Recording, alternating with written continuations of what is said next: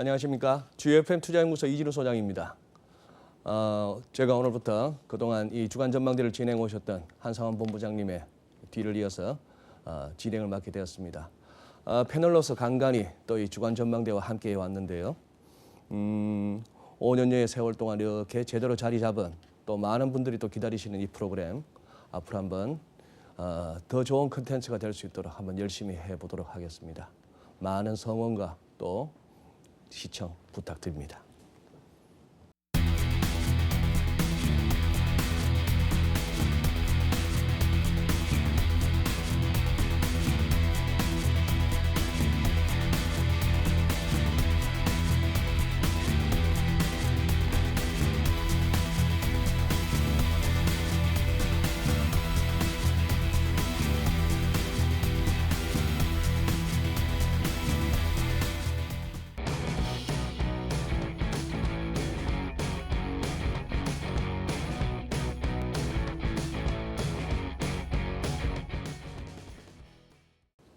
네, 오늘 출연하신 패널분들 소개하겠습니다. 우리 메리츠종금증권의 윤여삼 파트장님. 네, 안녕하십니까. 안녕하십니까? 네. 네, 세종연구소의 안보전략연구실장으로 계시는 우정엽 박사님. 안녕하세요. 네, 안녕하세요. 그리고 우리 LG경제연구원의 조영무 박사님. 네, 안녕하세요. 안녕하십니까? 그리고 키움증권의 유동훈 이사님. 안녕하십니까? 예, 반갑습니다. 우선 오늘 이제 미국의 중간 선거가 얼마 남지 않았습니다. 그리고 지금이 굉장히 뭐 굵직굵직한 대공황 이래 그리고 87년도였죠. 그렇죠. 블랙먼데이도 그리고 IMF 외환위기 10월도 2008년 금융위기 10월도 우리가 역사적으로 기억되는 아팠던 10월처럼 그만큼은 아니었습니다만 2018년 10월도 참 우리 투자하시는 분들에게는 이렇게 좀 아팠던 한 달이죠. 예. 물론 시장에서는 얼마든지 뭐 하방으로 공격할 수도 있고 투자를 할 수 있는 그런 수단들도 있습니다만 일반적인 관점에서 이 주가의 이 정도의 급락이라면은 그렇게 분위기가 좋을 수는 없는 그런 국면인데요. 그래서 지금 이제 중간 선거라도 빨리 끝나고 그 결과라도 나와서 하나의 불확실성이 해소됐으면 하는 그 부분이 이제 오늘 메인으로 살펴보는 그런 상황이 되겠습니다. 다양한 시나리오가 예상됩니다만 그 전에 한번 긴급하게 한번 시장 점검 한번 해보시죠. 뭐 모든 요일이 다 껌해요. 블랙 먼데이, 블랙 튜즈데이, 블랙 웬즈데이 해가지고 장안수나 토요일, 일요일 빼고는 다 시커멓습니다. 어지간하면은. 그 전에 우리 유 이사님. 네.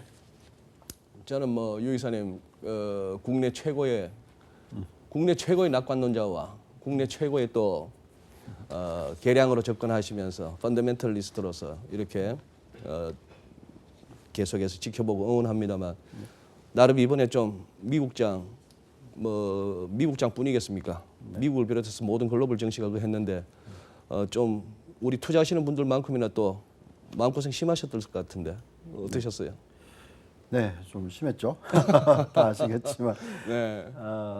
뭐 올해 연초에 신흥국 시장이 흔들리기 시작하면서 네. 신흥국 시장에서는 좀 빨리 발을 뺐으면 좋겠다라고 얘기를 했었고, 그리고 전형적으로 2월달 조정이 있으면서 미국 시장을 전체 포트폴리오의 한 80%는 들고 가셔야 된다는 얘기를 해왔었었고, 네. 그리고 뭐 잘 맞아 떨어지긴 했었습니다만 10월달에 이제 큰 폭의 조정이 오면서 네. 제가 가장 좋아하고 있던 나스닥 인덱스마저 10월 한 달 동안에 거의 뭐 고점 대비해서 10몇 프로씩 한 12% 이상 하락하는 모습을 보여줬습니다. 그래서 사실 뭐 제 얘기를 듣고 투자하시는 분들도 그렇고 또 해외 투자를 또 많이 늘리신 분들도 계시고 네. 많이 힘든 10월 달이었던 건 사실인 것 같습니다. 근데 뭐 어쨌든 그렇다고 해서 지금 미국 시장의 대세 상승이 끝났다라고 생각은 하지 않고 있어서 물론 어려운 한 달이었지만 네. 앞으로 조금 기대를 가져보자는 얘기는 하고 있습니다. 네. 네. 한번 조 박사님께 한번 여쭤보겠습니다. 네. 이렇게 시장 쪽에도 또 나름대로 이렇게 인사이트가 있으실 것 같은데 우리 그동안 뭐 매체나 언론이나 할 것 없이 다 얘기하잖아요. 미국 금리 올리고 뭐 미중 무역 전쟁이 갈수록 심화되고 이런 얘기 말고 좀 이렇게 박사님 생각하시는 이번 지난 10월달 다들 왜 그렇게 난리를 쳤을까요? 사실 예상되었던 이슈들이죠. 다 알고 있는 다 알고 전례였죠. 있는 네. 이슈고. 근데 글로벌한 측면에서 보면은 제 느낌으로는 알고 있었던 이슈긴 하지만 예상보다 중국이 조금 더 강경하게 버텼던 것 같고요. 그리고 일각에서는 미국의 11월 중간 선거를 앞두고 예. 미중 간의 갈등이 다소나마 완화되는 모습을 보이지 않을까 하는 기대가 있었는데 그 기대가 상당히 약화되면서 도리어 더 긴장이 고조되는 듯한 모습을 보여주었던 부분. 그리고 미국 경기 호조세는 모두들 알고 계셨는데 뭐 그런 호조세라고 하는 이야기 속에 가려져 있던 미중 무역 갈등이 심화되고 그로 인해서 미국 경제가 입을 수 있는 부정적인 영향, 가령 수입 물가 상승이라던가 미국 주요 기업들 중에서 중국과 사업 관계를 맺고 있는 기업들의 실적 전망이 악화될 수 있다라고 하는 부분, 네. 그러한 부분들이 동시에 부각된 것이 영향을 주었던 것으로 보고요. 그것이 글로벌 증시에서 동시에 뭐 선진국, 신흥국 영향을 미쳤던 이슈라고 한다면 모두들 아시겠습니다만 우리나라 증시 같은 경우에는 그 중에서 좀 많이 빠진 편이었죠. 예. 그래서 이러한 공통적인 요인 말고 뭔가 플러스 알파가 더 있었을 텐데 제 생각에는 지금까지도 계속 이어지고 있는 부진한 경기 흐름이라던가 예. 그러한 가운데에서 특히 부진한 경기 흐름을 이끌고 있는 투자와 관련된 부분이 앞으로 고용이라던가 소비 측면에 영향을 주면서 내년 이후에라도 과연 경기가 좋아질 수 있을 것인가, 훨씬 더 나빠지는 것은 아닌가, 그러한 우려가 커졌던 게 국내 증시 그리고 기업들의 실적 악화에 대한 기대 변화, 이러한 식으로 해서 영향을 주지 않았나 하고 생각을 하고 있습니다. 네, 말씀하신 대로 그 와중에 특히 10월 한 달만 봤을 때 낙폭은 우리 코스닥하고 코스피가 각각 금메달, 은메달이에요. 그건 참 그러니 글로벌 증시와 동반 급락 차원을 넘어서서 조금 우리 시장에 좀 남다른 취약한 면이 있는 거죠. 경제 펀더멘털도 따질 수 있는 거고 아니면 시장이 쉽게 휘둘릴 수도 있는 거고. 저기 우 박사님 투자하십니까? 저는 그렇게 많이 투자하거나 하지 않습니다. 그렇다면 조금 더 맑은 눈으로 보실 수 네, 있겠네요. 10월 달에 그래도 다 뭐 이렇게 주변에 아우성 치는 거 보셨을 텐데 네. 느낌이 어떠셨나요? 올게 왔다 싶었습니까? 아니면 왜 이러지 싶으셨나요?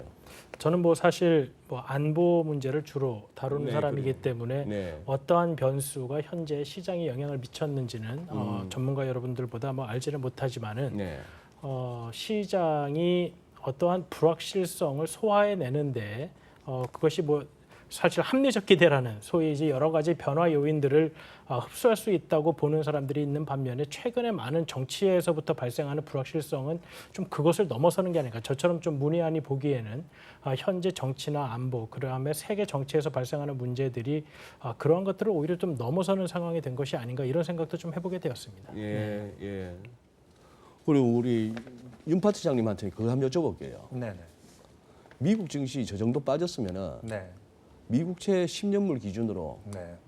수익률이 3% 밑으로 내려와 줘야 되는 거 아니에요? 우리 상식적으로.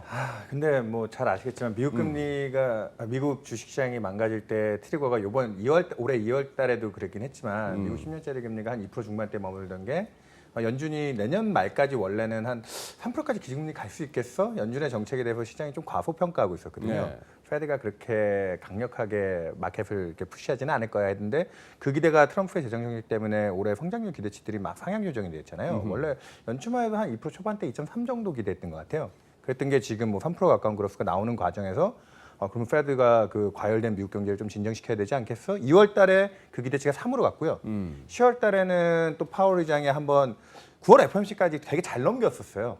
뭐 어코모데이티브라고 하는 그 완화적이라는 단어 하나 생략하면서 이제 페드는 어느 정도 금리를 올리는 속도를 조금 조율하겠지라는 마켓에 기대를 줬다가 10월 3일인가요? 그때 파월 의장이 또 연설 나와가지고 중립금리까지 가려면 아직 거리가 많이 남았고 그 이상도 우리 갈 수 있다. 그 발언, 그게 알스타라고 하는 컸어. 그 패러돈 예. 스타를 만들어냈죠. 예. 그러면서 이제 미국 주식시장이 조정을 받았는데 일단은 지금은 전 개인적으로 이번 주식 시장이 조정받을 때 핵심 중에 하나는 그동안 사실은 금융위기 이후에 자산 가격들이 올라갈 때 제일 원동력은 중앙은행들이 쥐어주는 그 이지머니라고 하는 그 편한 돈들이었거든요. 그래요. 근데 그게 미국이 벌써 기준금리도 상당 부분 인상하고 연준 자산도 줄이고 있죠. 마지막 그 이지머니가 ECB와 BOJ에서 공급되는 그 유동성들이 유럽은 이제 올해로 양적 완화를 종료하기로 했고요. 일본은 지금 BOJ가 이미 일본 국채 시장의 한 절반 가까이를 지금 매수한 상황이기 때문에 더 살 채권이 없어서 이제 QE를 못 한다. 그 상황에서 이제 돈 들어오는 구멍이 없어 보이거든요. 네. 그러다 보니까 일단 리퀴디티가 마르는 상황에서 금리는 중앙은행들의 그 텐션 때문에 높게 유지가 되고 있고 그 높아진 금리에 따라서 또 주식시장의 밸류에이션이나 유동성이 어디서 들어올 거냐 그 고민이 10월 달에 결국은 주식 하락까지. 그래서 금리는 아직까지는 그 정책이 끝나지 않았다고 보고 있기 때문에 금리도 안전자산 선호가 들어와서 올라가는 게 좀 진정이 되긴 했지만 낙폭은 좀 제한적인. 미국 10년은 여전히 3.1에서 2% 사이에서 움직이고 있습니다. 또 하나 또 재밌었던 거는 아니 증시가 이렇게 굉장히 흔들린 거에 비하면은 이른바 그 빅스도 2월 대비 그렇게 뛰지도 않았고 FX 시장도 그렇게 뭐 요동을 친 것도 아니에요. 무슨 그렇다고 금값이 뭐 길길이 뛰는 것도 아니고 뭐 이런 식으로 보면은 증시 쪽에서의 그건데 제가 이 대목에서 이제 우리 투자자분들이나 뭐 기관들이나 할 것 없이 다 궁금한 건 그거 아닐 겁니까? 대충 10월 그 정도 낙폭이면은 어느 정도 좀 필요했던 조정을 갖다 거친 거냐, 소위 말해서 바닥 봤느냐 하는 질문인데 우리 유이사 교수는 지금 또 돌리셨을 거 아니에요. 한번 돌려보셨을 거 아니에요. 네, 돌봤죠. 숫자 많이 달라졌죠. 시장에 대한 숫자가 달라진 게 예, 솔직히 말씀드려서 별로 없습니다. 그래요. 네, 그러니까 기업 펀더멘탈에 있어서는 그렇습니다. 그래서 뭐 제 분석이 맞을지는 모르겠지만 결론은 이렇습니다. 어떤 막연한 걱정이 있죠. 물론 유동성에 대한 문제는 항상 있는 부분이고요. 근데 막연한 걱정이 뭐냐면 내년도 경기가 침체로 갈 수 있다. 아니면 내후년도에 침체로 갈 수 있다라는 얘기를 상당히 많은 분들이 하기 시작했어요. 예. 근데 그게 어디서 트리거가 됐냐면 결국 중국 경기가 침체로 간다. 이 부분에 대한 얘기가 많이 나왔었습니다. 그리고 이제 그 이유는 당연히 최근에 중국 숫자들이 꺾여 내려오고 있는 부분이 있고 PMI 지수표도 안 좋게 나오고 네. 아직 확장 국면이지만 떨어지고 있고 결국 트럼프가 계속 공격을 하니까 이제 중국 제조업들 망했다. 이게 얘기가 나오면서 중국 관련된 국가들은 다 시장이 큰 폭 하락하는 그런 모습이 나왔고요. 예. 이제 그게 이제 마지막까지 간 게 어디냐면 다시 미국으로 되돌아가서 예.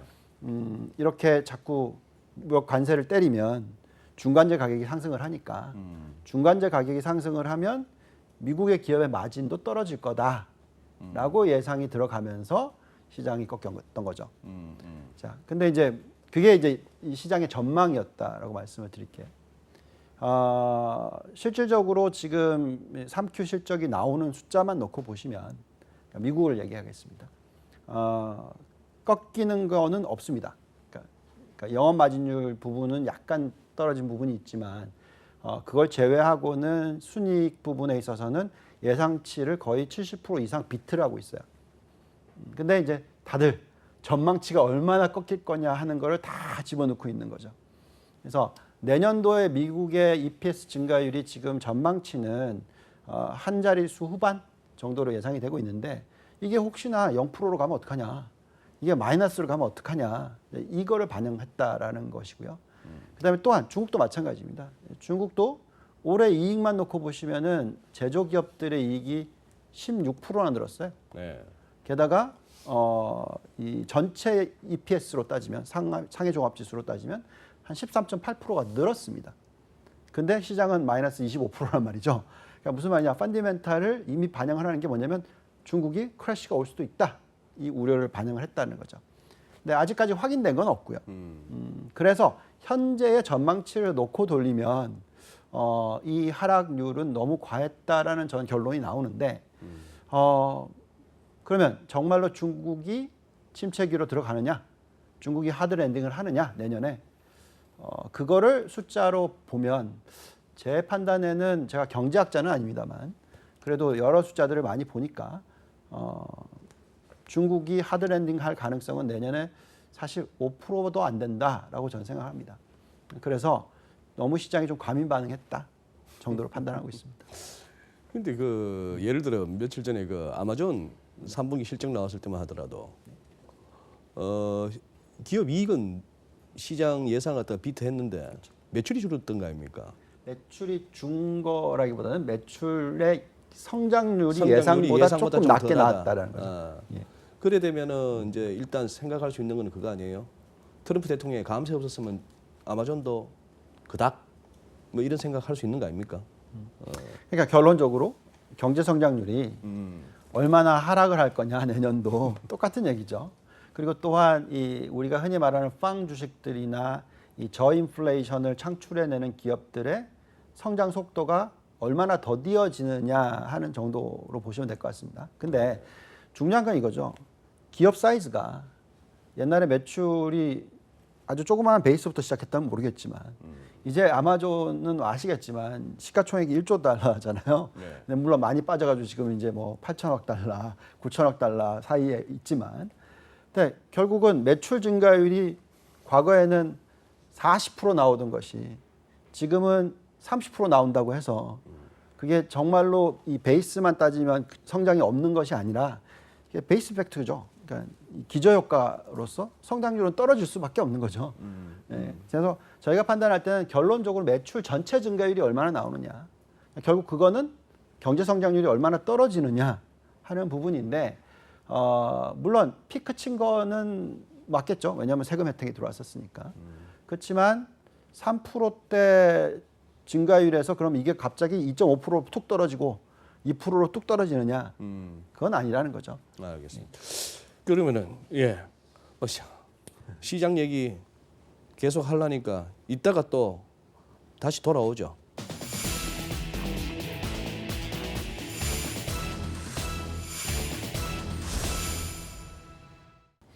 지금 보자. 제가 알기로 우리 유 이사께서 펜실베니아 유펜 네.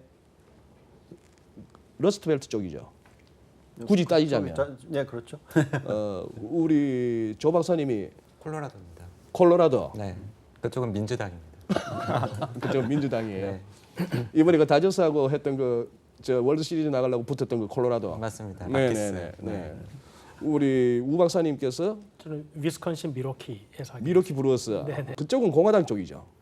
원래는 민주당이었습니다. 그렇습니까? 원래는 그 펜실베니아 피츠버그 이쪽하고 마찬가지로 과거에 러스트벨트로 분류되었던 곳이죠. 예. 그러니까 미국의 이 제조업 등 그리고 이런 것들이 여러 가지 중심지에 있다가 네. 70년대 이후에 여러 가지 이제 뭐 무역, 그 다음에 자동화 이런 것들로 인해서 많은 노동자들이 실업을 하게 되고 그래서 예. 이제 러스트벨트라는 이름이 붙으면서 이제 노조들이 강해지고 그러면서 이제 민주당 표가 많았던 곳인데 2016년에 트럼프 대통령이 당선이 될 때 이제 공화당으로 돌아서면서 좀 이변이라고 이제 많이 일컬어졌던 그런 동네입니다. 그래서 위스콘신은 좀 왔다 갔다 하는 주로 분류가 됩니다. 근데 콜로라도는 왜 또 민주당이에요? 그 주변 주들에 비해서 네. 제가 알기로는 좀 소득 수준이 높고요. 예전부터 좀 리버럴한 분위기가 있었고, 네, 그래서 사실은 제가 거기 있을 때 네. 오바마가 민주당 대통령 후보로서 그 후보 수락 연설을 하러 덴버에 왔었거든요. 네, 네. 그래서 그 분위기를 기억을 합니다. 네. 그럼 유 이사께서는 트럼프 대통령 후배시네. 예, 한참 뭐, 한참 후배시야.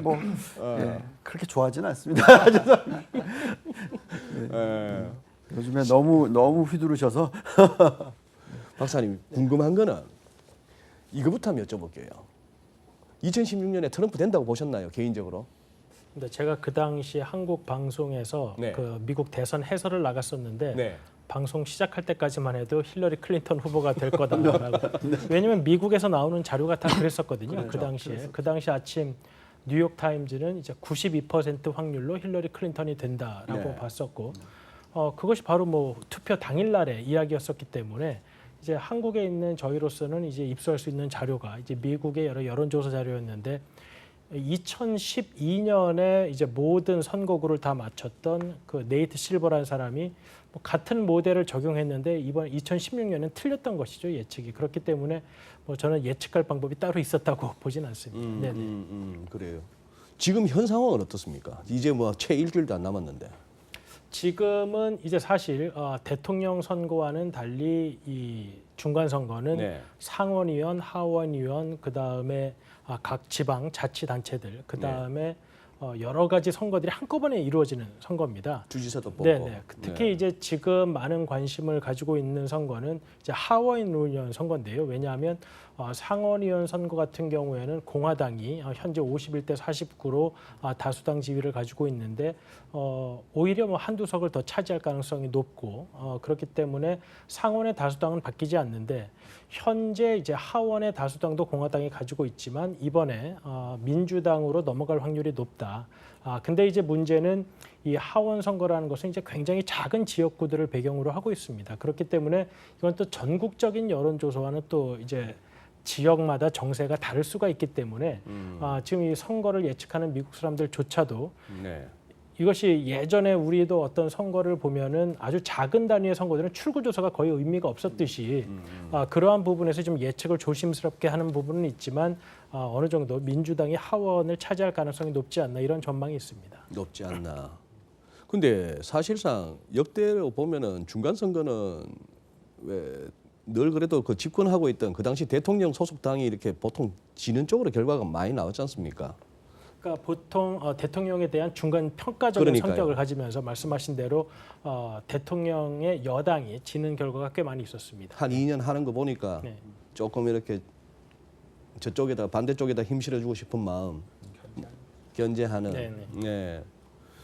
그리고 지금 또 하나 제가 또 여쭙고 싶었던 거는 트럼프 대통령 취임 때부터 계속해서 그 임피치먼트 탄핵 얘기가 나왔는데 아닌 말로 트럼프 대통령이 뭔 잘못을 해서 탄핵당해야 됩니까?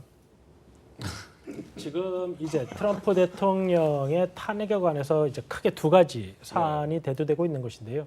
하나는 취임 이전부터 이제 미국이 적국이라고 생각하고 있는 러시아와 어떤 공모를 했느냐 하는 것입니다. 그러니까 지금 이제 트럼프 대통령의 아들이 그리고 이제 트럼프 대통령의 선거 캠프 선대위원장을 했던 사람들이 선거 전에 이제 러시아 사람들을 만나서 도대체 어떤 이야기를 했는지 이제 만난 거, 매너포트 같은 친구들. 만난 네. 것까지는 인정을 했는데 네. 과연 그러한 만난 것들이 미국의 이제 민주주의에서 규정하고 있는 활동의 범위를 넘어선 것이냐 이제 그런 부분이 있는 것이고요. 근데 이제 그거보다 조금 더 문제가 되는 것은 이제 그 부분에 있어서 이제 FBI나 이런 데서 수사를 하려고 하니까 트럼프 대통령이 그 수사가 공정하게 이루어지지 못하도록 이제 막았다는 것이죠. 그러니까 코미 FBI 국장을 이제 사퇴시킨다든지 네.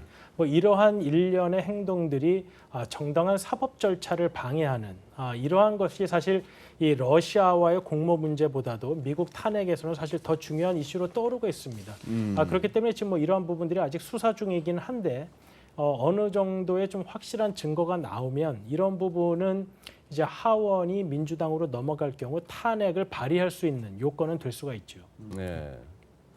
윤 파트장님, 지금 시장에서는 뭐 트럼프라고 해야 될까, 공화당이라고 해야 될까, 이기기를 원해요, 지기를 원해요. 일단 정책적인 힘이나 무게중심을 생각하면 뭐 일부 아이비들이 여론조사를 했을 땐 네. 뭐 하원도 사실은 공화당이 안정적으로 지위를 가져가면 트럼프 대통령이 사실은 지금 뭐 어렵지 않은 경기 상황에서 재정까지 끌어당겨가지고 만든 그 미국 경제 과열인데 그 달리는 말에 채찍질하는 힘을 계속 유지할 수 있는 측면에서 금융시장은 사실 공화당 쪽에서 안정적으로 가져가는 거예요. 그래서 제일 부정적인 이슈를 뭐 민주당이 뭐 하원 쪽에서라도 좀 과하게 이기는 모습이 나온다고 하면 트럼프 정책 기조에 좀 타격을 받지 않을까? 그렇게 좀 염려들을 하시긴 하거든요. 근데 뭐 뚜껑을 열어봐야 알긴 하지만 보통 일반적으로 중간 선거 이후의 금융시장 반응은 일반적으로 금융시장 반응은 대부분 긍정적인 뭐 주식이 오른다든지 뭐 금융시장이 안정되는 경향이 많았습니다. 이유는 그 정치가 갖고 왔던 그 불확실성 자체가 해소되는 것만 해도 그 뒤에 이제 해석들은 또 여러 가지 또 낙관적인 거를 많이 갖다 붙이더라고요. 네. 그래서 그 중간 선거 이후에 이제 뭐 또 이달 말에 시진핑 그 중국 주석과 G20에서 정상회담도 예정이 돼 있기 때문에 그 사이에 이제 정책적인 그 불확실성이나 내부적인 요인들을 많이 좀 단속하고 가면 민주당 입장에서는 뭐 민주당 쪽에서 하원을 가져간다고 해도 일단은 좀 긍정적으로 해석하려는 경향들은 있을 것 같아요. 저는 뭐 헐리우드 그 영화 제작 그쪽 바닥에 대본 쓰는 사람들이나 뭐 감독들이나 할 것 없이 이 현실에서 뉴스에서 많은 영감을 받아야겠다 싶은 게 최근에 나오는 뉴스들 보면 이거는 영화나 소설이나 만화보다 더해요. 무슨 뭐 오바마, 힐러리 클린턴, 조지 소로스, 심지어 그렇게 트럼프 대통령을 씹어대던 로버트 드니로한테까지 폭탄 소포. 그거 보내면서 그 뭐 그렇게 치밀하게 못할 것도 아닌데 한 군데는 또 지문을 남겨서 잡히네. 거기다 또 유대인 회당에 들어가갖고 또 사람을 그렇게 쏴 죽이네. 딴 때 나오지 또 뭘 이렇게 갑자기 또 뭐 7,000명, 3,000명, 뭐 300명 하면서 캐러반이라고 해가 말이 안 되잖아요. 천몇백 킬로 갔다가 애들 업고 걸어서 트럭 타고 뭐 길에서 풍찬노숙 하면서 미국 온들 돌려보내겠다고 아각거리는데 이거 그냥 뭐 와서 미국 시민이 된다는 보장이 있는 것도 아니고 이런 것들 보면은 헐리우드가 많이 부족하겠다 오히려 볼 때마다 야씨 우리보다 나은데 현실 돌아가는 게 이런 생각할 것 같은데 지금 제가 이렇게 했던 이 와중에 또 트럼프 대통령은 그 얘기까지 합니다. 뭐 위헌 논란까지도 나올 판인데 소위 말하는 출생 시민권 미국에서 애 낳았다고 해서 시민권 주는 거 안 한다 이런 얘기 돼서 우리 또 지금 곧 출산을 앞둔 우리 한국의 많은 또 임산부들이 좀 당황스러울 수도 있겠습니다만 이런 것들이 제가 지금 최근에 우리가 뉴스로 미국발 뉴스로 나왔던 이런 것들이 이게 트럼프 대통령에 대한 공화당에 대한 지지율을 까먹는 요인일까요? 아니면 공화당 지지층 갖다가 안 되겠다 내가 그날 어디 놀러 가려는데 투표 나가야겠다 이렇게 결집을 시키는 요인으로 보십니까? 지금 말씀하시는 그 두 가지의 힘이 어떻게 작용할지 사실 예상하기가 힘듭니다. 사실 오바마 대통령 이후에 미국의 선거운동이라는 것은 어떻게 말하면 뭐 상대편을 내 편으로 끌어온다거나 아니면은 뭐 중간지대에 있는 뭐 중립적인 유권자들을 내 편으로 끌어온다기보다는 내 편을 한 명이라도 더 투표장에 내보내는 게 낫다라는 전략으로 이제 바뀐 상황이거든요. 그렇기 때문에 이제 오바마 대통령이 당선되고 할 때부터 이제 그러한 전략들이 굉장히 많이 이제 사용이 되고 그래서 이제 뭐 빅데이터를 이용해서 뭐 사람들을 프로파일링을 하는 거죠. 어떤 지역에 사는 사람들이 뭐 어떠한 뭐 피부색, 어떠한 교육, 어떠한 연령대의 사람들이 어떠한 투표 성향이 많으니까 주로 그러한 사람들의 투표 동료를 하는 게 낫다라는 것이 이제 대부분의 현재 미국의 투표 전략인데요. 문제는 이제 그 지난번에 대법원 인준 문제와도 대법관 인준 문제와 마찬가지로 이것이 과연 전체적으로 사회적으로 부정적인 공화당에 대한 부정적인 인식을 미치는 것이 크냐 아니면 이것 때문에 공화당 골수 지지자들이 더 이제 밀집을 해서 투표를 하게 하는 것이 좋으냐, 높은 것이냐 이런 논란이 나오고 있는데 오히려 이제 그 대법관 관련한 것은 공화당에게 유리하게 작용했다라는 설명이 많이 나오고 있습니다. 네. 그리고 이제 방금 말씀하신 이제 이민에 관련한 이슈도 트럼프 대통령이 왜 이 시점에 갑자기 또 이제 시민권 이야기를 했느냐? 왜냐하면 이제 위헌 논란이 있는 것이 분명한 게. 뭐 위헌이 분명한 거거든요. 그것을 왜냐하면 헌법에 이제 시민권을 줄 수 있는 규정이 이미 명문으로 되어 있고 미국의 판례가 미국에서 태어난 사람 중에 이제 적국의 사람의 자식이거나 외교관의 자식이 아닌 경우에는 모두 다 시민권을 주게 돼 있습니다. 그런데 이제 그렇게 헌법과 판례로서 확립된 사안을 본인이 행정명령으로 뒤집겠다고 하는 것은 사실 이제 위헌에 가깝지만.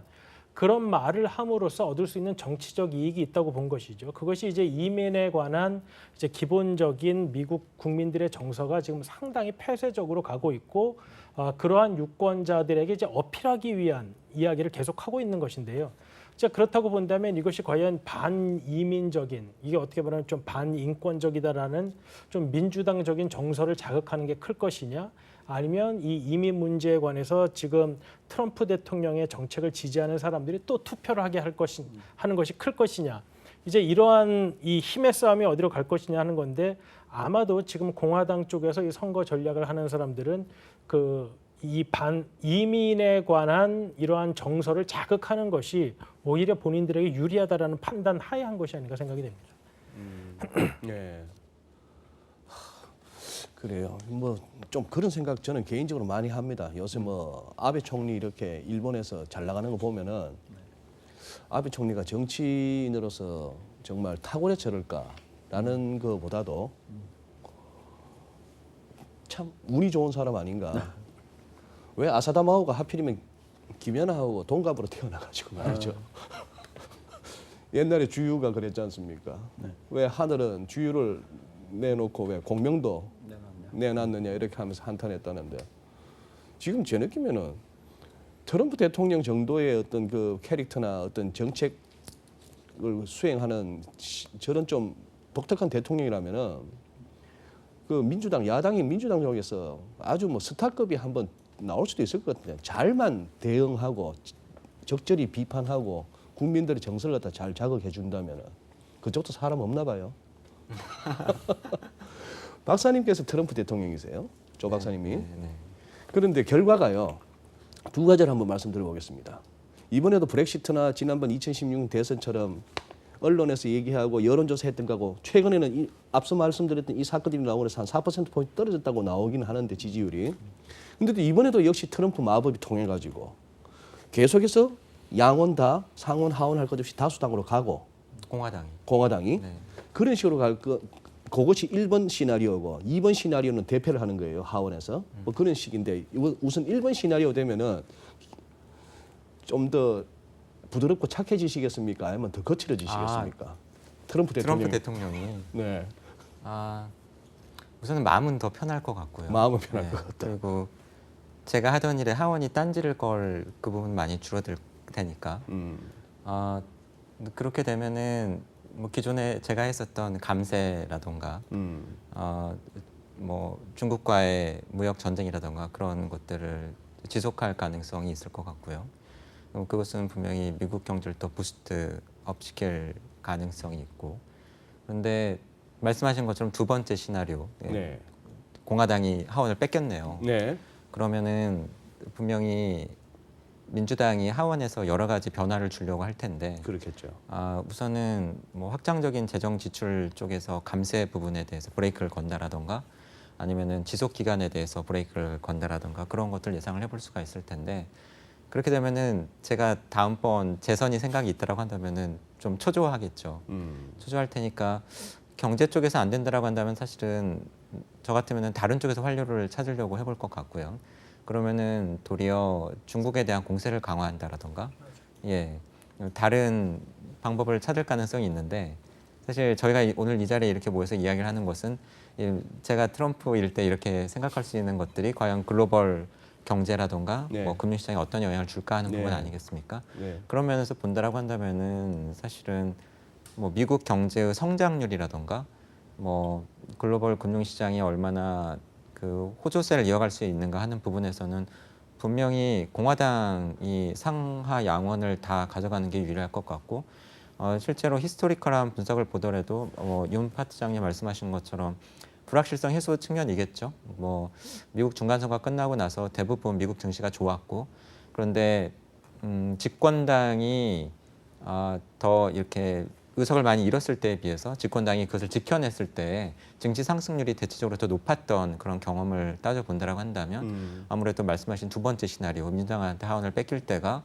뭐 미국 경제 성장률이든 뭐 글로벌 금융시장이든 그런 측면에서는 조금 더 영향이 있지 않을까 하고 생각이 됩니다. 저기 첨언 하나만 하면 네. 하원을 졌으면 아까 얘기했다시피 정책의 그 내부적인 정책의 안에서 미국 내에서 할 수 있는 정책의 탄력을 잃게 되지 않겠습니까? 그러면 트럼프 대통령 성격상 그 관심이나 모든 화두를 밖으로 다 돌리실 것 같아요. 밖으로. 예, 그러니까 아까 중국하고 더 마찰을 심하게 하는 것도 있지만 지금도 문제가 되고 있는 뭐 이란이라든지 중동의 뭐 사우디 문제라든지 뭐 이런 쪽 문제들을 더 비화시켜서 더 뭐 이렇게 자극적으로 관심들을 미국 내 관심들을 밖으로 돌리게 하지 않을까. 그리고 공화당 내 지지자들을 집결하는 것도 반 미국에 있는 그런 세력들에 대해서 응징하는 모습으로 전 정치적으로 더 매우 혼란해질 것 같습니다. 세계적으로. 이제 우리나라하고 이제 미국의 이 정치 구조상 하나 또 차이점은 뭐냐면 네. 우리나라는 의석의 배분된 비율에 따라서 이제 상임위원장을 이제 나눠 갖게 되어 있는데, 우리나라가. 네네. 근데 이제 미국의 같은 경우에는 이제 한 석이라도 다수당을 차지한 당이 전체 상임위를 장악하게 되어 있습니다. 그래서 한 예로 이제 저는 주로 이제 외교안보 쪽을 보니까 이제 우리가 잘 아는 지안파라고 하는 에드 로이스 의원이 현재 하원의 외교위원장이죠. 네, 공화당인데 네. 2018년 들어서 청문회를 한 번도 안 했다는 거죠.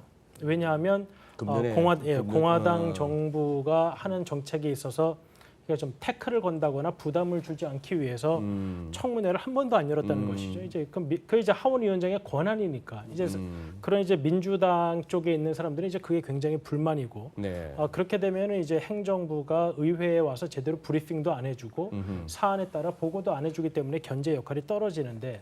만약에 이제 하원이 민주당으로 넘어가면 하원 외교위원장도 이제 민주당이 될 바뀌겠네요. 거고, 네. 그러면 이제 가장 빠른 변화는 엄청나게 많은 청문회들이 이제 열리기 시작하는 것이죠. 그러니까 이제 단순히 외교안보 쪽뿐만 아니라 뭐 이 도메스틱 팔리시에 관한 모든 정책들 역시 지금까지 트럼프 대통령이 어떻게 말하면 좀 마음 편하게 펼칠 수 있었던 부분들이 모든 것이 의회의 견제를 받는 상황이 되기 때문에. 말씀하신 대로 이제 그러한 부분의 견제를 너무 많이 받게 되고 또 이제 러시아 관련한 문제 이런 것들이 또 의회 차원의 조사가 시작되고 이렇게 한다고 보면은 트럼프 대통령이 이제 본인이 생각했던 어젠다들이 막히게 되고 그렇게 하다 보면 본인이 활로를 2020년 대선을 생각하는 입장에서는 이제 어떤 부분에서 찾을 것인가 하는 것이 이제 대외 문제에서 좀 엉뚱한 곳에서 터질 수가 있다. 뭐 이러한 지금 생각들이 나오고 있는 것이죠. 엉뚱한 데라면 지금 제 일감이 어느 쪽인 것 같습니까? 유럽, 중동, 한반도라면은.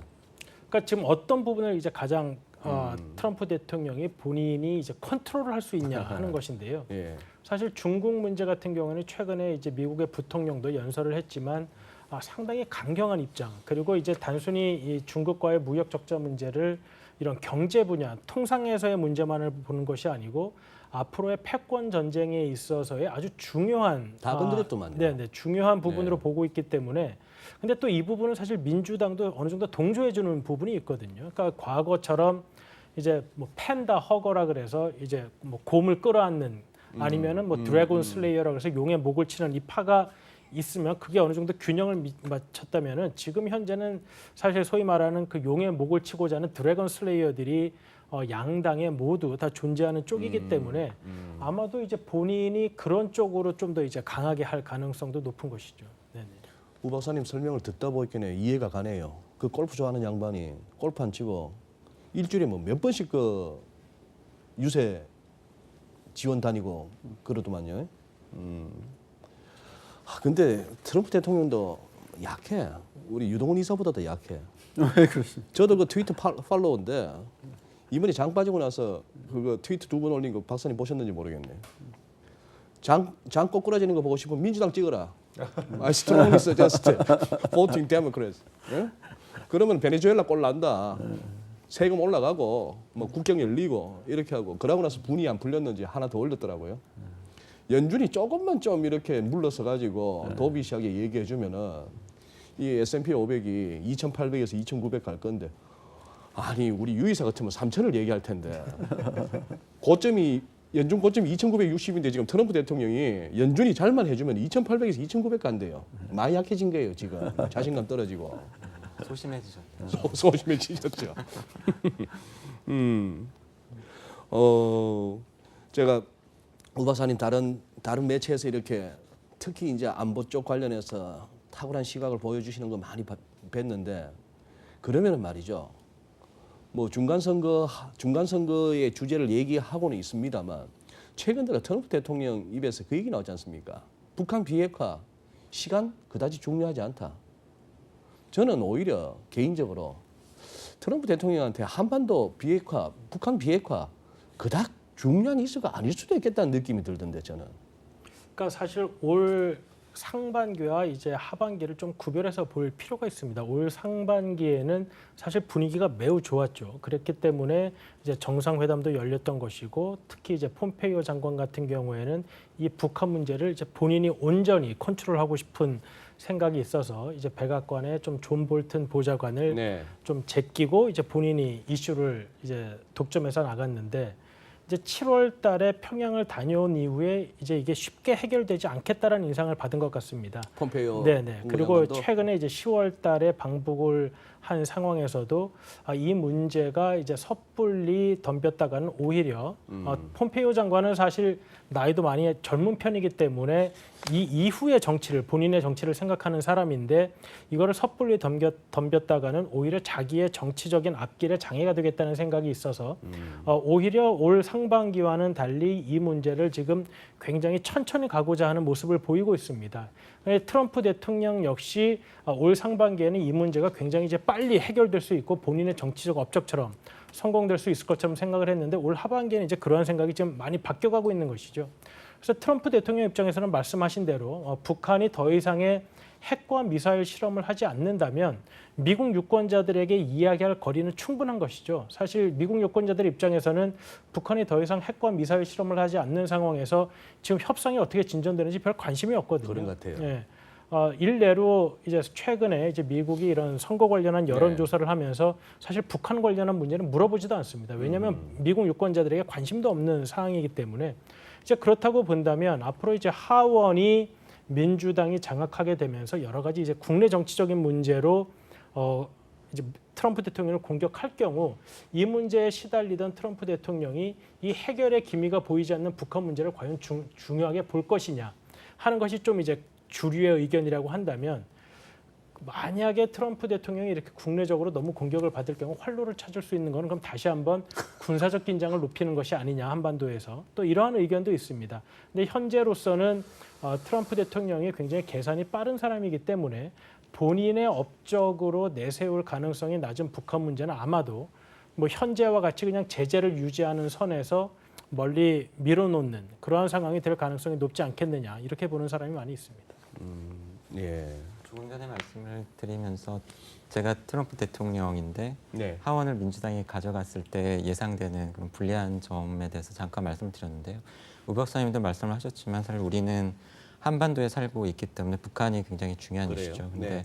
그런 면에서 보면은 하원을 민주당이 가져갔을 때 뭐 외교라던가 국방과 관련된 부분에서 변화가 있을 텐데, 제 생각에는 그게 국가마다 상당히 차별화될 것 같고요. 말씀하신 것처럼 중국 같은 경우에는 불리해진 수세에 몰린 트럼프가 중국에 대한 공세를 강화하는 것을 좀 활로로 찾을 가능성. 근데 그때 과연 민주당이 어떻게 나올 것인가가 이슈일 텐데, 뭐 지금으로서는 민주당 역시도 네. 중국을 견제하는 부분에 있어서는 공화당과 상당 부분 궤를 같이 하고 있는 예, 그런 것 같아요. 그런 면에서는 예, 예. 만약에 정말로 하원을 민주당이 가져간다면 중국에 대한 공세가 강화될 가능성이 상당히 높다라고 볼 수밖에 없는 시나리오인 것 같고요. 반면에 북한 같은 경우에는 말씀하신 것처럼 민주당이 하원을 차지하고 나면은 폼페이오 장관이든 트럼프의 정상회담이든 그 과정에서 짚고 넘어갔었으면 했었던 부분들을 청문회를 열어서 계속 브레이크를 걸 가능성이 있기 때문에 한반도에 있어서는 사실은 평화 모드로 빨리 진전된다라든가 긴장이 완화된다라고 하는 것이 상당히 기대에 못 미치거나 코리아 디스카운트가 해소되는데 좀 불리하게 작용할 가능성이 있을 것 같고, 반면에 뭐 이란 같은 경우에는 뭐 민주당이 그렇게 브레이크를 걸 만한 여지가 많지 않다라고 하는 의견도 있고, 이란. 예. 반면에 러시아 같은 경우에는 상당히 또 브레이크를, 아까 얘기가 나왔지만 브레이크를 강하게 걸고, 그게 결국은 탄핵이라던가 그런 이슈와 또 맞물려 있기 때문에 사우디아라비아 같은 경우에는 인권을 중시하는 미국의 정서상 역시 또 상당 부분 브레이크가 많이 걸리고 사우디아라비아와의 관계가 안 좋아질 가능성이 있고, 그런 것을 생각을 해보면은 지금 보다 더 유력한 시나리오인 민주당이 하원을 가져갔었을 때 결과적으로 중국이나 이란 같은 쪽에 대해서는 관계가 더 악화되거나 미국의 공세가 강화되고, 북한이라던가 러시아라던가 사우디아라비아와의 관계에 있어서는 지금까지 뭐 좀 좋아지거나 완화되는 듯했던 것이 다시 경색으로 빠지고 그럴 가능성이 높지 않나고 생각이 됩니다. 그렇다면은 뭐 미국의 지인분들한테 전화 좀 하시죠. 트럼프 쪽으로 찍으라고. 그리고 6일 날이 중간 선거인데 7, 8일이 FOMC 아닙니까? 네. 영향을 받을까요? 연준 FOMC 위원들이. 제가 보고 있는 미국의 통화 정책은 뭐 10월 초에 파월 의장이 그 아까 얘기했던 중립금리 얘기를 꺼내면서 네, 네. 좋았던 건 뭐 최근에 미국 경제가 워낙 좋고 미국 경제에 대한 의심은 내년도에도 잠재 성장률을 상회하는 뭐 2% 중반대 그로스를 얘기하고 있기 때문에 연준이 지금 그렇게 펀더멘탈 중시한다고 하면 사실 거기서 크게 경로를 벗어날 이유는 없다 보고요. 파월 의장이 주가 빠졌고 페드가 뭐 미쳤다 뭐 이런 표현까지 썼는데 파월이 미쳤다 이런 표현까지 썼는데 일단은 지금 중요한 거는 페드 입장에서는 전체적인 물가 그러니까 이코노믹적인 인플레이션보다는 최근에 미국에서도 주식이라든지 부동산이라든지 부동산도 사실 2013년부터 거의 40% 가까이 올라왔더라고요. 부동산 가격이 미국에. 예. 굉장히 그 저금리라든지 과잉 유동성에 수혜를 받는데 중앙은행들은 사실 그 자산 가격의 거품이라는 거에 대한 그것 때문에 금리를 올린다고 하지는 않죠. 하지만 그걸 통제하고자 하는 목적이 그 이면에 깔린 게 굉장히 크다고 보고 있기 때문에 10월 3일 날 알스타 발언도 사실 그 측면에서 나왔다고 봅니다. 그렇기 때문에 중간 선거 결과가 뭐 너무 과열되지 말라는 그렇죠. 있었잖아요. 예. 지금 이제 중앙은행의 역할은 사실 마라톤으로 치면 페이스메이커거든요. 너무 경기가 과열돼서 앞서 나갔을 때 너 그러다가 나중에 쓰러진다. 터진다. 예, 천천히 가자. 지금 미국 신고가를 계속 경신했던 미국 주가라든지 주택시장 가격이라든지 이런 부분을 좀 통제하고 싶고 너무 처지면 또 힘내라고 뭐 이렇게 뭐 유동성도 공급해주고 물도 뿌려주고 뭐 이런 식의 역할을 하는 거죠 중앙은행이. 그래서 좋은 지금은 비유네요. 예, 그래서 지금은 페드가 중립금리까지 건들면서 그 기조 자체를 미국 증시 10% 조정받았으니까 여기서 좀 쉬어주지 않을까? 이전에는 금융위기 이후에 좀 시장이 울면 달래줬는데 근데 이번엔 조금 단호한 분위기인 것 같긴 해요. 경기가 받쳐주는데 자산시장이 그러면 자산시장 스스로 입증해야지. 이 펀더멘탈에 맞는 적정 가치라는 걸 입증해야지라고 하면서 패드는 그러면 우리는 약간 니들이 많이 달린 것 같으니 내년 상반기까지 통화 정책을 미국이 이제 올린다라고 하는 뭐 점도표로는 내년에 3.25까지 찍어놓고 있는데요. 올해 12월부터 내년 상반기까지 그 경로가 그렇게 크게 바뀌지는 않을 것 같고요. 그 와중에 금융 불안이 계속되고 트럼프 대통령이 푸시가 있다고 해도 파월은 단상에 내놓을 숫자가 있죠. 양호한 성장과 2% 타겟을 넘는 물가가 있기 때문에 우리는 일단 갈 길은 가겠다. 그러면 윤 파트장님 지금 말씀하신 김에 오늘 우리 패널분들한테 전해주신 이거 고생하셨네. 네네. 디엔드 오브 하이크. 네. 금리 안 올린다는 얘기인데 우리나라 말하는 거예요? 미국 말하는 거예요? 아니 글로벌리. 미국도 사실은 글로벌하게 통화 정책이 지금 사실은 작년부터 해서 좀 상당 부분이 지금 좀 어느 정도 유동성을 흡수하는 미국이 지금 제일 그거에 선두에 나와 있고 주요국 중에 유럽도 올해 양적 완화 중단하고 있고요. 그다음에 뭐 캐나다라든지 저기 북유럽 국가들 중에 저금리 정책을 가져온 나라들이라든지 이런 데서 좀 환수를 하고 있거든요. 네. 우리나라도 작년에 11월달에 금리 인상했죠. 그 기조들이 지금 이완데 생각보다는 경제가 조금 덜 받쳐주고 뭐 이런 부분이 생기다 보니까 미국은 좋아서 내년까지 가지만 내년도가 거의 통화정책 정상화의 정점일 것 같고요. 미국은 내년도에 그래서 최대한 약속한 경로를 지킨다고 해서 내년 상반기까지는 그 인상 경로가 가는데 그 이유는 저희는 이제 좀 할 만큼 한 게 아닌가. 아니 제니 옐렌 전 의장이 어제 했던 말이 그거더라고. 지금 점도표로 봐서는 12월에 한 번 더 올리고 내년에도 3번인데 네. 이제 2번 얘기하더라고. 네, 맞아요. 옐런 의장은 좀 아직도 고학관계 얘기를 하고 있고요. 그래 뭐 짐 크레이머나 누구나 할 것 없이 옐런이 그리워요 하는 사람이 많은 거지. 이모 누님 하면서 아니 근데 좀 여담일 수는 있지만 그렇기 때문에 지금 약간 엄격해야 될 시점에 법률가 출신인 파월 의장을 연준 의장이 앉혀놨다. 그렇게 해서 또 트럼프 대통령이 그걸 자기가 앉혀놨는데 사실은 파월 의장이 조금 더 준칙적으로 움직이는 데는 내년 상반기까지는 지금 약간 과열된 경기를 시키는데 연준이 역할을 하겠지만 그 뒤의 경로는 저는 제목도 써놨지만 아니 말로 네. 뭐가 걱정됩니까? 뭐 돈이 없습니까? 명예가 없습니까? 뭐 모아놓은 재산이 없습니까? 대통령이라고 뭐 건 크레이지 해서고 무슨 뭐 저 심어둔 거네 후회된다 한다고 해서 뭐 금리 인상 중단하겠습니다. 이 칼바에 그보다야 내가 파월 같으면은 그건 do your business 하겠어. 니는 네 일이나 해라. 나는 내일 한다. 중앙은행 총재는 4년 임기 보장 받으니까요. 그거 받아요? 받는다고 알고 있습니다. 트럼프 대통령이 처음 취임했을 때 옐런 사임시키겠다 뭐 이런 얘기도 했는데 법적으로 안 된다고 했던 걸로 알고 우리 있습니다. 유 이사님 또 섭섭하실라. 또 키움 정권은 넘버원 USA네. 오로지 USA네. 그러네요. 어? 그렇죠. 이 카드 한 번 더 빠지면 왜 하려고? 괜찮습니다. 선거 이후에. 괜찮습니다. 괜찮습니까? 네. 둘 중에 하나겠죠. 근데 만약에 그런 식으로 해서 내년쯤에 가서 옐런 의장 말한 대로 한 2번 정도에 그치고 이 제목대로 금리 인상의 종결을 향해서 간다면은 이 드라기는 잘못하면 퇴임 전에 금리 한번 못 올리고 퇴임할 수도 있겠는데 요 근래 조금씩 얘기가 나와요. 그 얘기가 나와요? 유럽이 생각보다는 올 중반까지만 해도 유럽 경기에 대해서 되게 낙관 긍정적인 평가가 많았는데 연초에 유로화가 1.25까지 찍었었잖아요. 네. 달러 대비해서 1.25까지 찍었는데 그렇게 절상된 유로화 작년에 1.05부터 한 20% 절상됐던 거거든요. 그 부담 때문에 올해 상반기에 유로존 PMI라든지 지금 1.13 수출 데이터들이 조금 망가지기 시작했더니 거기서 정책 스탠스도 조금 더 유화적으로 가고 지금 그래서 유로화가 다시 1.1대까지 떨어졌는데도 생각보다 유로존 경기 모멘텀이나 탄력이 좀 죽은 거 아니냐. 그리고 이탈리아와 같은 또 정치적인 불안 요인들도 남아 있고요. 네. 그러다 보니까 유럽도 내년도에는 2% 성장이 안 나올 것 같다. 그 걱정을 하다 보니까 최근 분위기라고 하면 내년 여름에 과연 드라기가 내년 여름 즈음 금리 인상을 검토하겠다고 했는데 독일 증시는 2017년 이후 또 저점 수준이거든요. 지금 유럽에 제일 잘 나가는 독일이 그러니 좀 고민들이 있을 것 같긴 합니다. 박사님 지금 브렉시트 관련한 뉴스 아침에 보셨습니까? 오전에 더 타임스 보도.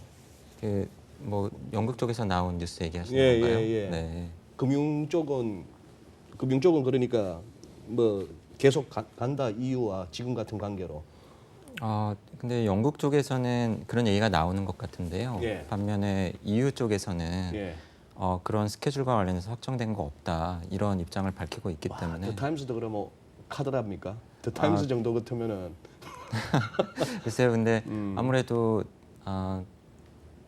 무질서한 그리고 협상의 형태가 완결되지 않은 형태로 영국이 나가는 브렉시트에 대한 불안감이 분명히 있기 때문에 그러한 부분과 관련을 해서 영국 쪽에서는 그 충격을 최소화시키고 싶은 금융시장의 불안감을 달래고 싶은 수요가 있을 거고요.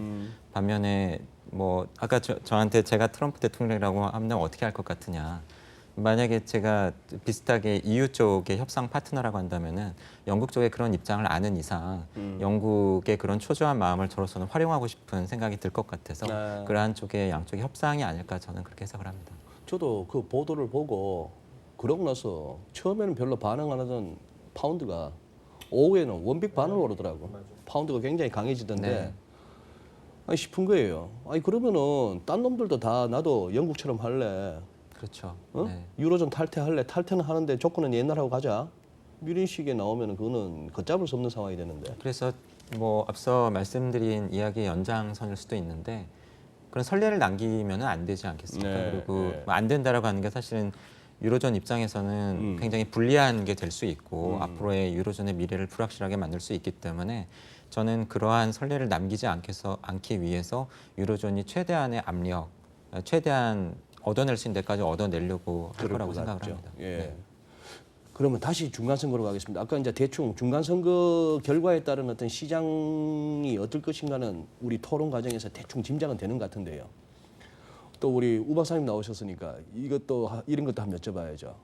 이번에 그 자말 카쇼크지, 그냥 카쇼기라 발음하면 제일 편한데 그 사건 이후로 MBS 빈살만이 지금 약간 좀 위태위태하지 않습니까? 잘못하면 왕세자 자리도 날아갈 수도 있겠는데 어쨌거나 이제 뉴스의 전면에서는 좀 사그라들고 트럼프 대통령은 어떻게 하든 그쪽에 빈살만 이렇게 뒤를 봐주는 쪽 사우디하고는 판 안 깨지는 쪽으로 하는 그런 국면이었습니다만 지금 거기 그런 것들도 미국 유권자들이 신경을 쓰나요?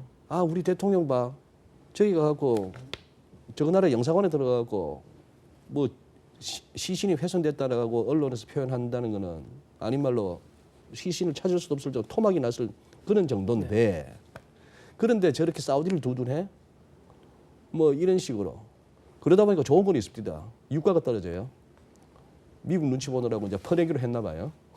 지금 그닥 퍼낼 여력도 없지만 뭐 그런 상황인 것 같은데 그런 쪽은 근데 그러한 대외 정책은 사실 미국 유권자들에게 큰 영향은 별로 없다는 것이 이제 대부분의 이야기입니다. 차라리 저 네네. 남쪽에서 막 이민자들 막 넘어오는 이런 게 더 신경 쓰이겠네요. 네, 왜냐하면 그 이민에 관련한 문제는 이제 미국 자체가 이민으로 인한 경제적인 여파가 워낙에 큰 문제이기 때문에 트럼프 대통령도 이제 그러한 정서를 많이 공략해서 이제 대통령에 댕선이 된 부분이 네. 있고 현재까지도 이용을 하지만은 이 사우디의 인권에 관한 문제는 사실 미국 유권자들이 뭐 안 좋게 볼 가능성이 높고 이것이 또 미국의 인권을 중시하는 그러한 문화로 봤을 때 대통령에 대한 인상을 안 좋게 할 수는 있지만 그것이 현재 투표를 하는 미국 유권자들의 행태에 어떠한 방향으로 특정 영향을 미친다고 보기에는 현재는 어려운 상황이고요. 다만 그렇게 그런 것보다는 이제 총기에 관한 문제 이런 것들이 오히려 미국 유권자들에게 더 큰 이슈로 와닿는 것이죠. 네. 알겠습니다. 예, 벌써 뭐 1시간이 훌쩍 넘어가는 분위기인데 뭐 예비군 훈련도 50분 교육, 10분 휴식인데 좀 오반 것 같습니다. 그럼 남은 시간은 우리 패널분들 돌아가시면서 지금 이제 많은 이슈들이 막 촘촘히 모여 있는 11월 다음 주예요, 그죠? 말씀하신 대로 중간선거, FOMC 그런 와중에 우리도 11월 30일 날 가서 이제 마지막 남아 있는 금리 인상 기회 그리고 무엇보다도 아직까지 투자자들은 불안하신 거예요. 이게 바닥 본 건지 이러다 한 번 더 남았는지 소위 말하는 이 데드캣 바운스인지 고무공 중에 우리 어릴 때 놀던 중에 그 안에 고무 꽉 찬 공은 여기서 퉁 쳤는데 천장도 때리거든요.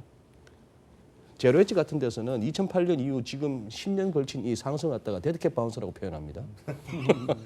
뭐 거기야 워낙 뭐 워낙에 알아주는 네, 알아주는 배우니까. 그러니까. 네. 예. 그러면은 11월 이제 시작하는 시점이니까 예. 시장 관련해서 또 방금 말씀드린 변수들 엮어서 한번 전망을 한번 정리해 주십시오. 유 이사님부터. 네, 뭐 저는 그 미국 시장 전체를 놓고 봤었을 때 예. 아직도 대세 상승장에 있다라고 계속 얘기를 하고 있기 때문에 뭐 아직 의견을 바꾸고 싶은 생각은 없고요. 그게 펀더멘탈적으로 어떤 충격이 와야 된다고 생각을 하는데 그런 숫자가 나오지 않고 있기 때문에 뭐 계속적으로 지금 포트폴리오상에서는 미국 중심의 투자 패턴을 유지를 하고 또 미국의 나스닥이나 성장주들 특히 IT와 바이오주 쪽에 초점을 맞추는 전략이 필요하다는 얘기를 하고 있습니다.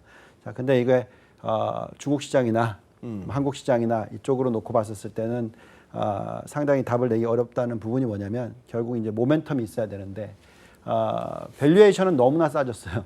뭐 다 인정해야 될 것 같고 뭐 지금 우리나라 PBR이 0.85배인데 뭐 앞으로 기업들이 이익을 안 내는 것도 아니고 1이 안 된다고요? 예, 0.85입니다. 그래서 근데 이제 중요한 건 다시 말씀드려서 모멘텀에 대한 이 리스크가 있다라는 거고요. 그래서 변동성 장세가 이어질 수도 있겠다고 생각을 하지만 그래도 어쨌든 뭐 모든 것은 가격이 있는 것이니까 이미 상당히 많은 부분이 시장에 반영이 됐다면 조금만의 악재 연속에서 호재만 조금만 나와도 시장은 반응을 하게 돼 있다고 생각하고 있어서 11월 달에 중간선거 이후에 정치적인 이슈가 지금 가장 시장을 지배하고 있는데 이 부분이 점차적으로 시장 우호적으로 바뀔 수 있는 방법도 있다. 방향성도 나올 수도 있다라는 것에 신경을 써야 될 것 같습니다. 네.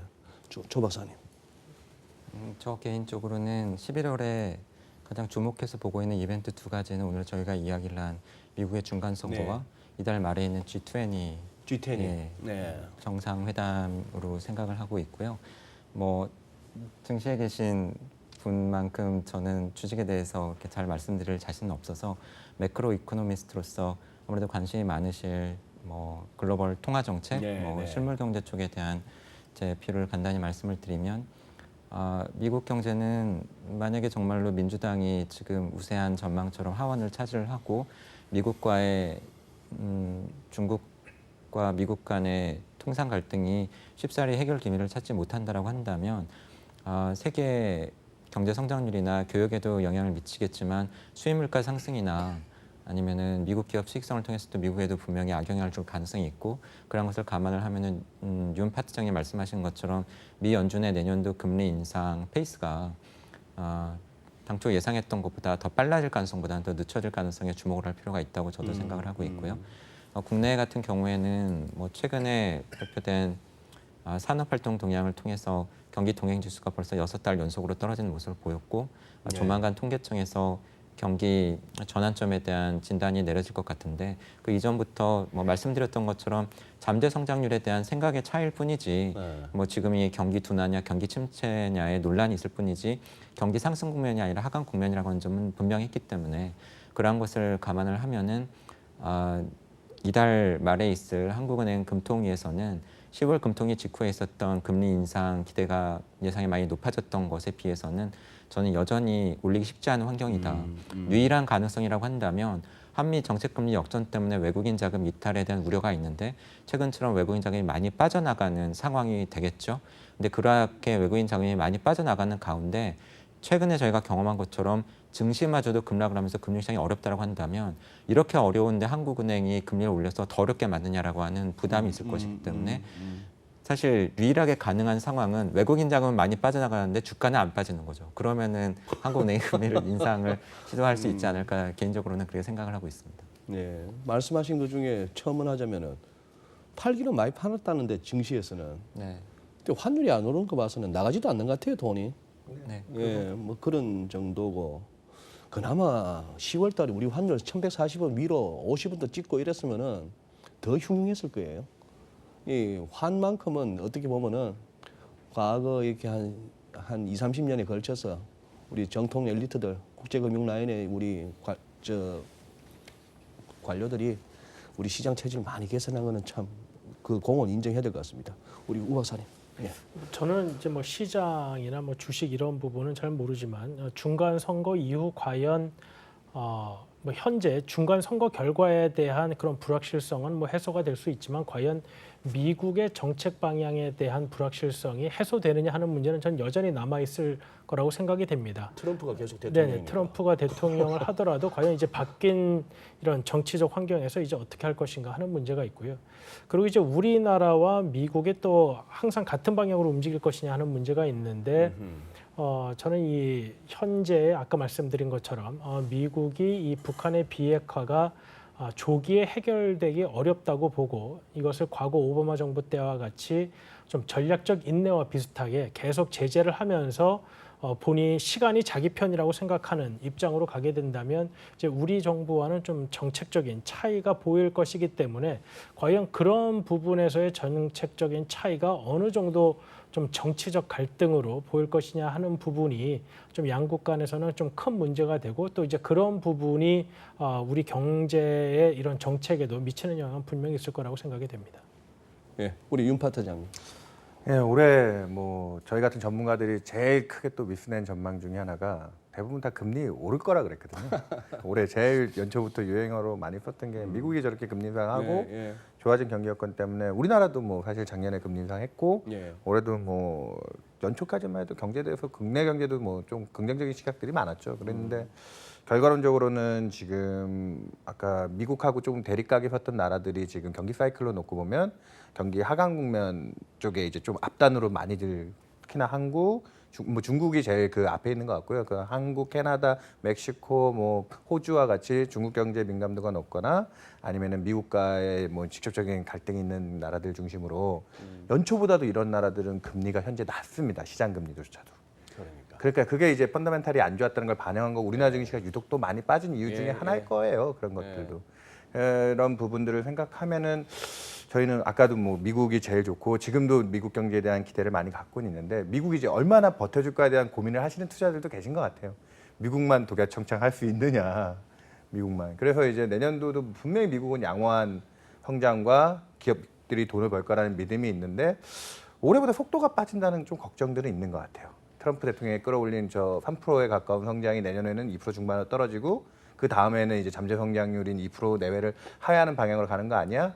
하면 그걸 또 빨리 반영해야 될 시장의 속성은 그래서 저희는 내년까지 지금 거품 있게 있는 자산 가격들 통제를 위해서 중앙은행들이 조금 노력할 부분은 남아 있지만 결과론적으로는 그거에 따른 금융시장 최근에 커진 변동성이나 이런 것 때문에 내년도의 통화 정책이 이제 어느 정도에서 이제 끝이는 건 이제 경기 사이클이 한 번은 제대로 된 바닥을 확인할 단계에 들어와 있는 게 아니냐. 제가 조금 채권쟁이다 보니까 안 좋은 시각을 많이 보는데 그동안 확장 국면이 좀 길었던 거에 대한 아주 뭐 강력한 뭐 금융 위기나 뭐 이런 리세션이 아니라 마일드하게라도 이제 좀 적정 가치들이나 이런 것들을 좀 찾아보고 그 뒤를 도모해야 되는 거 아닌가 정도로 저는 조금 내년 초까지도 어려움들이 있을 수도 있겠다 고민을 하고 있습니다. 예, 그렇습니다. 뭐 이렇게 균형 잡힌 얘기가 나옵니다. 균형 잡힌 얘기가 나오고 또 사람은 그렇더라고요. 암만 그래도 내 생각하는 쪽이 더 잘 들리고 그런 그게 있습니다. 이런 프로들을 갖다 시청하시면서 투자에 조금이라도 도움이 될까 하시는 분들에게는 드리고 싶은 말씀은 조금 더 오픈 마인드 하셔가지고 내가 갖고 있는 뷰에 가까운 얘기를 하면은 솔깃하고 잘 들리는데 그 반대쪽 같으면 이렇게 흘러들이실 수가 있는데 지금은 사실 긴장해야 되는 시기는 분명 맞습니다. 우리 유 이사님의 이제 꿋꿋함도 좋고 우리 윤 파트장님의 조심스럽게 접근해야 된다는 부분도 좋고 그런데 한 가지 분명한 거는 이번 10월 장에도 느끼셨지만 빚내시면 안 됩니다. 레버리지 쓰시면 안 돼요. 대응이 안 돼요. 이런 장에서는. 그래서 충분히 뭐 저가 매수를 하더라도 제가 봐서는 몰빵할 때도 아니고 나눠서 이렇게 여유 있게 하면서 또 결과 봐가면서 결과 다음에 우리가 생각했던 이런 결과가 나오면 시장이 이럴 거야. 꼭 그렇게 가는 것도 아니고요. 네. 딱 일주일 후에는 또 똑같은 사안을 가지고 또 다른 시각을 가지신 분들하고 또 다른 얘기를 할 수 있을 것 같습니다. 힘든 시기입니다. 힘내시고 또 이 2018년 잘 마무리해 나가시길 바랍니다. 오늘 네 분 너무 귀한 말씀 감사하고 또 오랜 시간 수고 많으셨습니다. 고맙습니다. 감사합니다.